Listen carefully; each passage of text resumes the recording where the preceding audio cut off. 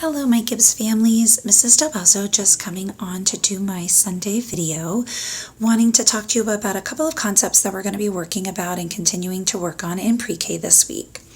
One thing I want to talk to you about is behaviors. We are still working on a number of different behaviors. Students willing to get on the bus, students willing to participate with us in class, kids learning how to take turns, wait their turn, being okay with not being called on in class and not getting upset about those types of things. We're establishing stamina for all of that. So ways that you can continue to help support us at home and practice those skills is recognizing when you're out and about, when you're going to McDonald's or you're going to Target or Walmart or wherever you might be going to shop, recognizing that you're standing in line and you're waiting your turn, and mommy and daddy don't get upset about waiting our turn. We know that we're going to get through the checkout line next.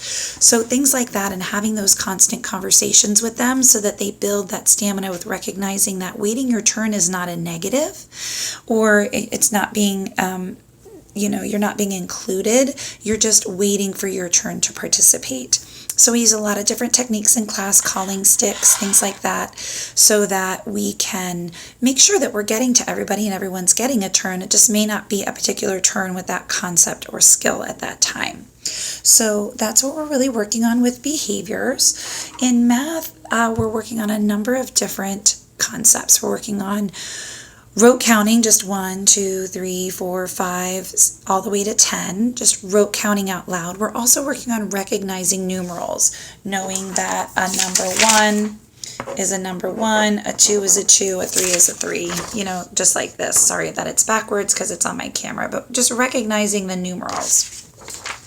And we're also recognizing the numeral and then matching a quantity to it. So if I'm working on, for instance, the number 3, creating 3 dots or getting 3 bears. So the numeral and then matching the quantity 1, 2, 3. So with that, we'll also be working on one-to-one correspondence. So what happens sometimes is kids go 1, 2, 3, and they're not really touching the dots. So we really work on touch, if we're counting bears or we're counting like circle counters, really making sure that we're not losing our count.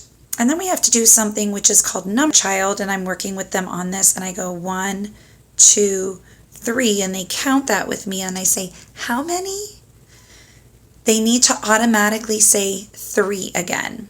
If they have to go back and count 1, 2, 3 again, they don't have a skill that we call number sense. So we want to count a quantity. You can use little pretzels, things like this. I use these types of things at home when my kids were little. So we would put out the pretzels like this, and we'll count 1 and just kind of move it, 2, 3, 4. Okay, how many did we count? 4, and making them repeat that so that you know that they have the number sense and they're remembering how many. If they have to go back and count 1, 2, 3, 4 again, they don't have that skill or concept. So those are little tiny things that we're looking for when we're working with children on their number.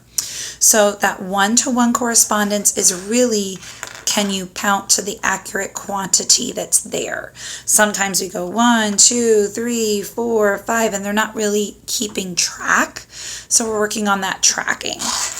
You can do that at home with Cheerios and Fruit Loops and lots of different other things that you have in your home, counters, bears. We're also working on something called subitizing.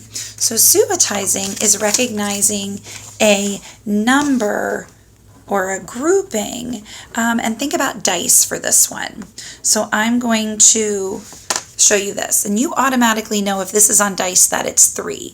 So we call that subitizing. And the brain in its development cannot subitize past 5. So that's why dice really don't go past 6, because after that you really have to start going back and counting. But subitizing is something we're going to work on this week. So we're going to hold up things that look like dice and we'll be subitizing. And so like the number 4 is usually in a square pattern, right, on a set of dice. So we'll be looking at that. I need the kids to automatically say 4. They can't go back and